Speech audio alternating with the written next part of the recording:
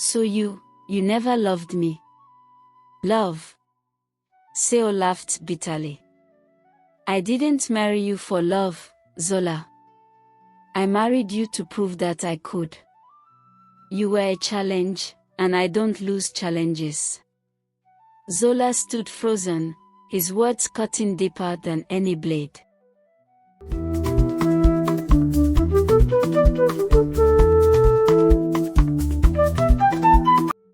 When Prince Seo first arrived at the palace, he was unlike any of the other suitors Zola had encountered.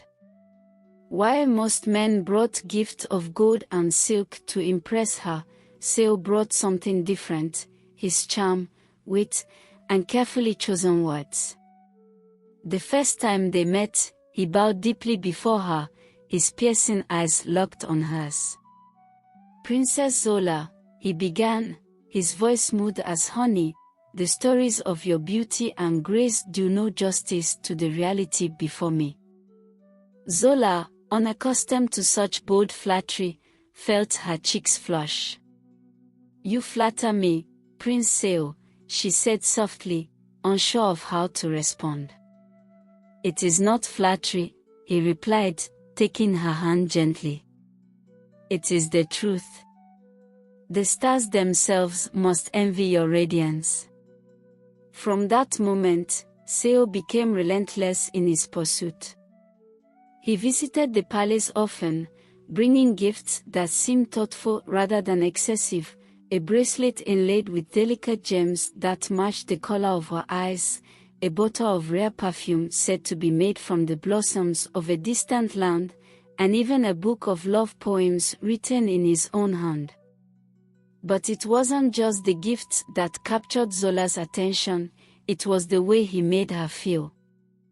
He listened intently when she spoke, laughing at her jokes and asking questions about her life. "Your voice," he said one evening after hearing her sing, "is a gift to this world. If the gods could hear you, they would surely come down from the heavens just to listen." For the first time, Zola felt truly seen and appreciated.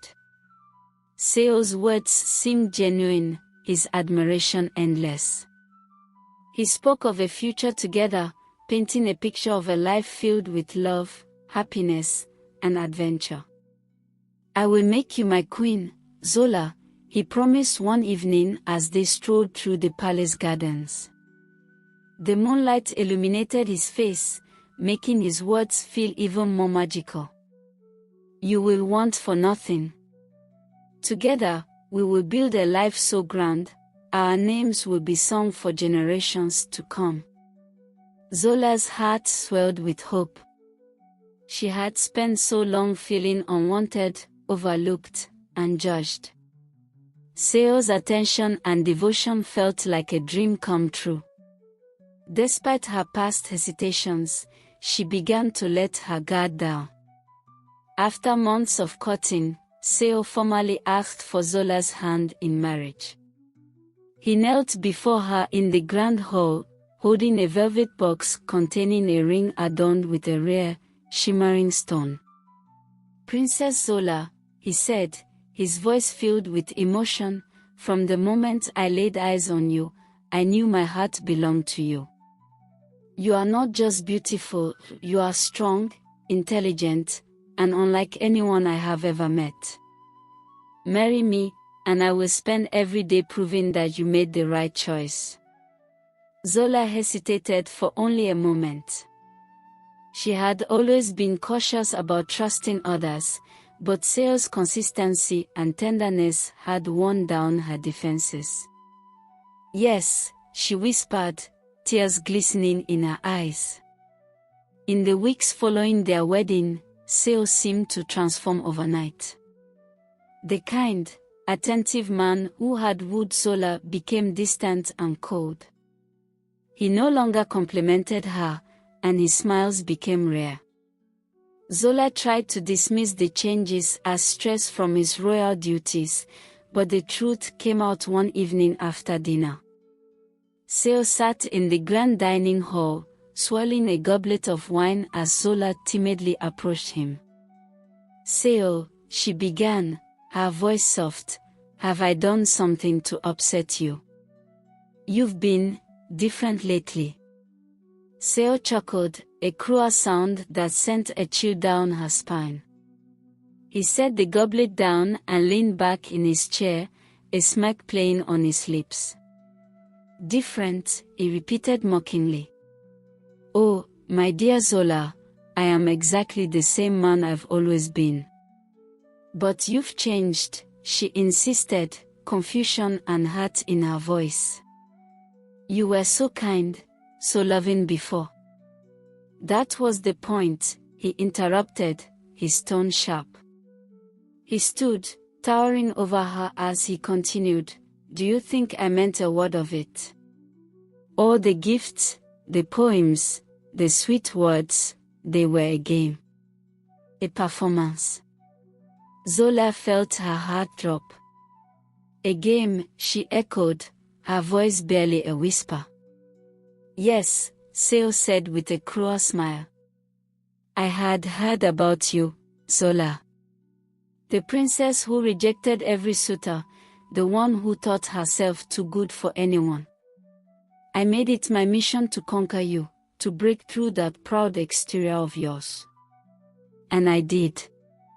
Tears welled in Zola's eyes. So you never loved me. Love? Seo laughed bitterly. I didn't marry you for love, Zola. I married you to prove that I could. You were a challenge, and I don't lose challenges. Zola stood frozen, his words cutting deeper than any blade. Everything she had believed about their relationship had been a lie.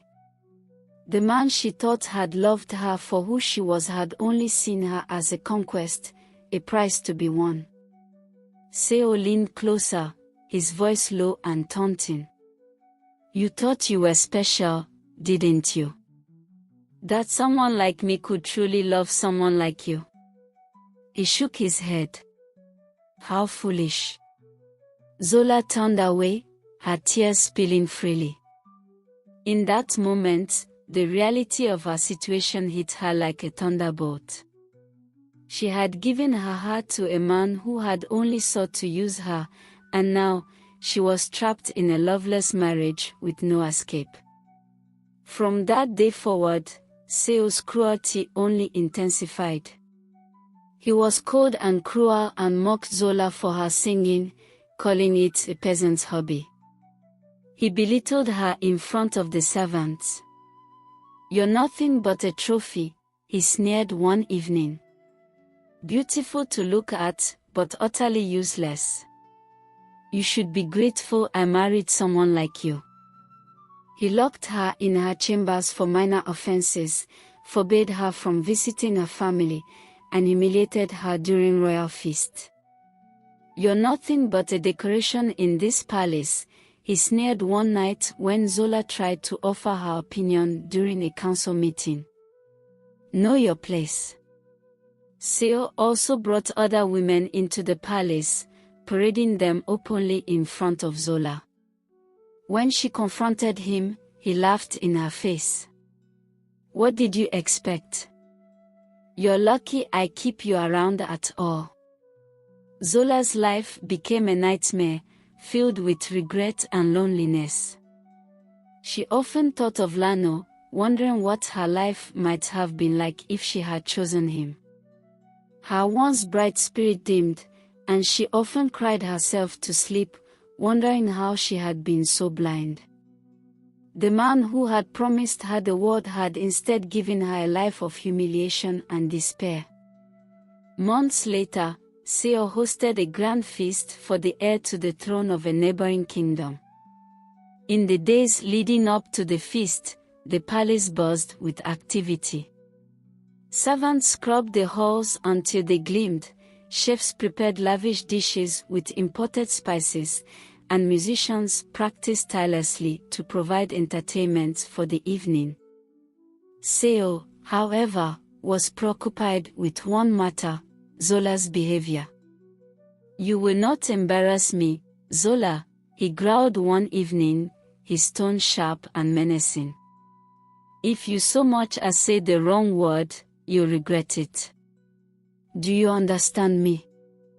Zola nodded silently, her eyes cast downward.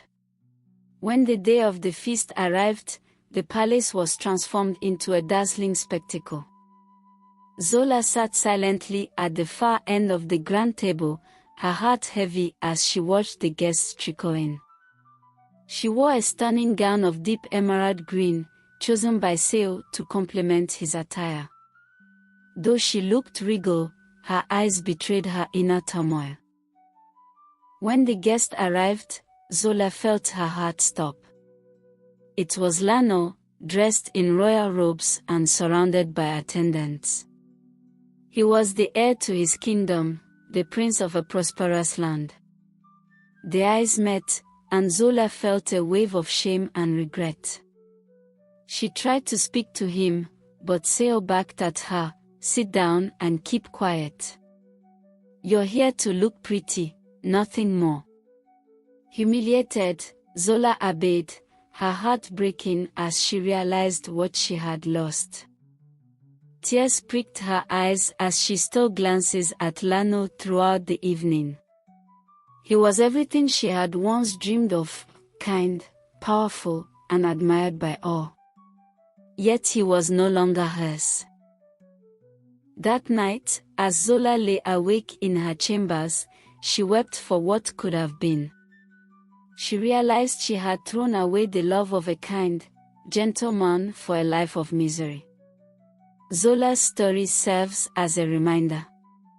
True love values kindness and character over appearances or wealth. Those who stand by you in your darkest times are treasures, and once lost, they may never return.